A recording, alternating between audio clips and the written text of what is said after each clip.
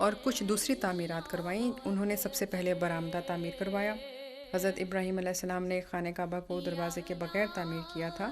سب سے پہلے قصی بن کلاب نے کعبے کے مشرقی جانب دروازے کو بنایا اور یہ دروازہ زمین سے ملا دیا گیا تھا تاکہ زائرین بیت اللہ کو آمد و رفت میں کسی قسم کی دشواری پیش نہ آئے، بلکہ اس کے اندرونی حصے کی زیارت کا ہر شخص کو موقع مل سکے۔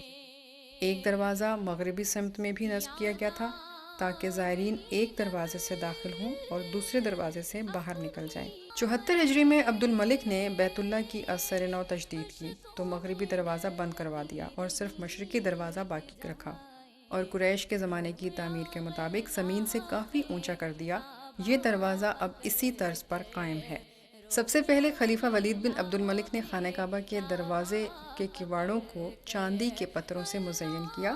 خلیفہ امین الرشید نے پرانے پتھروں کو اتروا کر سونے کے پتھروں سے کواڑوں کو سجا دیا۔ کنڈے اور کیلیں بھی سونے کی لگوائیں۔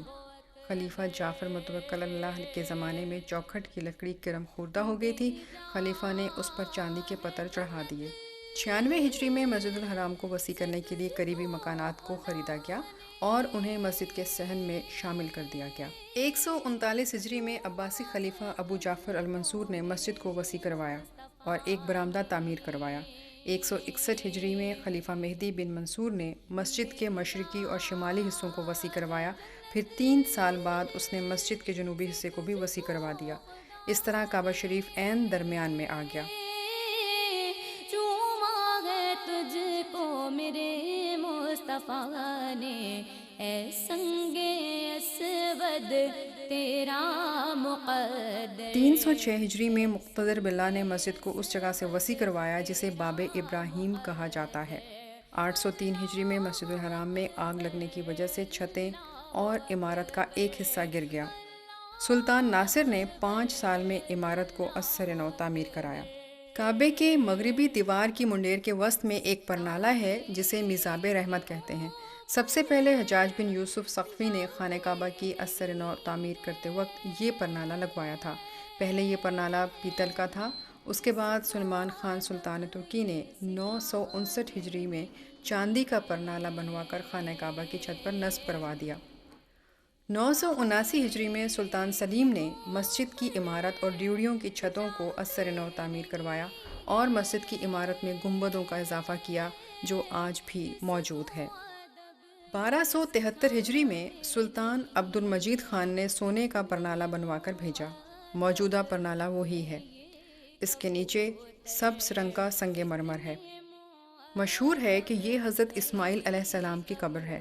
اس کے قریب ہی کوئی 7 بالشت کے فاصلے پر رکن عراقی کی طرف ایک اور گول شکل کا سنگ مرمر ہے۔ کہتے ہیں کہ یہاں حضرت حاجرہ مدفون ہے۔ یہ پتھر بھی سبز رنگ کا ہے۔ خانہ کعبہ کے بیرونی گوشے ارکان کے نام سے موسوم ہیں۔ شمالی جانب کا گوشہ عراق کی جانب ہونے کی وجہ سے اسے رکن عراقی کہا جاتا ہے۔ اسی طرح مغربی گوشہ رکن شامی اور جنوبی گوشہ رکن یمانی اور مشرقی گوشہ رکن اسود کہلاتا ہے۔ حجر اسود اسی کونے میں نصب ہوا ہے۔ کرم کا جلوہ بھی دیکھا۔ حجر اسود بیضوی شکل کا سرخی مائل سیاہ شفاف پتھر ہے۔ یہ زمین سے تقریباً 6 بالشت کی بلندی پر نصب ہے۔ اس کا ایک طول 1 بالشت اور عرض 2/3 بالشت ہے۔ چاندی کے 4 انچ چوڑے اور 3 انچ موٹے حلقے میں جڑ کر دیوار میں لگا دیا گیا ہے۔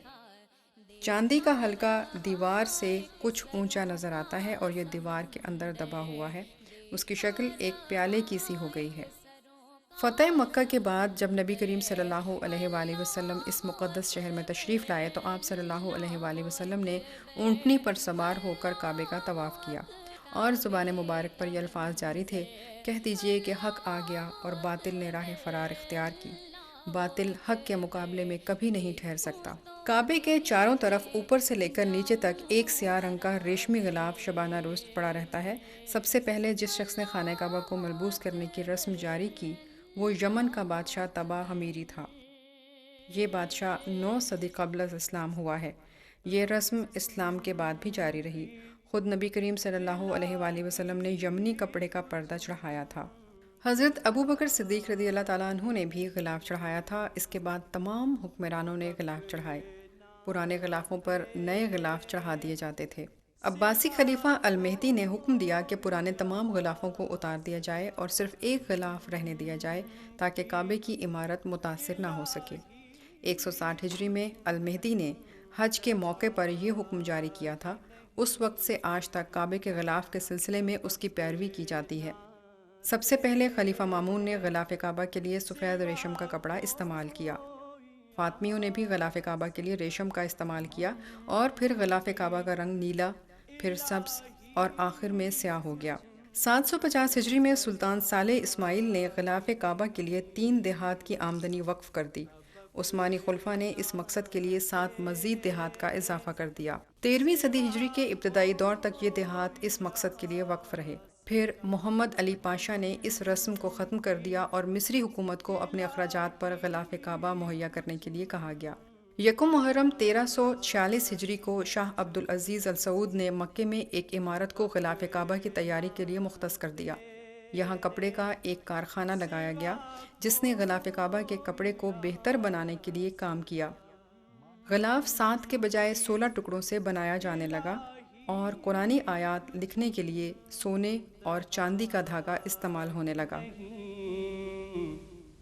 اب اپنا تیرے سوا کوئی اکثر اسلامی ممالک غلاف کعبہ کی تیاری میں حصہ لیتے رہے ہیں۔ پاکستان بھی یہ فریضہ ادا کر چکا ہے۔ 1373 ہجری میں مسجد الحرام کی توسیع کے وقت خانہ کعبہ کی چھت اور دیواروں میں کچھ شگافوں کا پتہ چلا۔ اس صورتحال کے پیش نظر ایک شاہی فرمان کے ذریعے علماء اور فنی ماہرین پر مشتمل ایک ایسی کمیٹی کا قیام عمل میں آیا جس کا مقصد صورتحال کا جائزہ لے کر ضروری تعمیری کام کی نشاندہی کرنا تھا۔ کمیٹی نے اوپر والی چھت کو ہٹا کر وہاں نئی چھت بنانے اور نچلی چھت کو ہٹا کر وہاں حسب ضرورت لکڑی کے استعمال کی تجویز پیش کی۔ کمیٹی نے خانہ کعبہ کی چھت کی تعمیر میں سونے چاندی کا استعمال ممنوع قرار دیا اور اپنی تجاویز میں کہا کہ صرف مقامی چیزیں ہی استعمال کی جائیں۔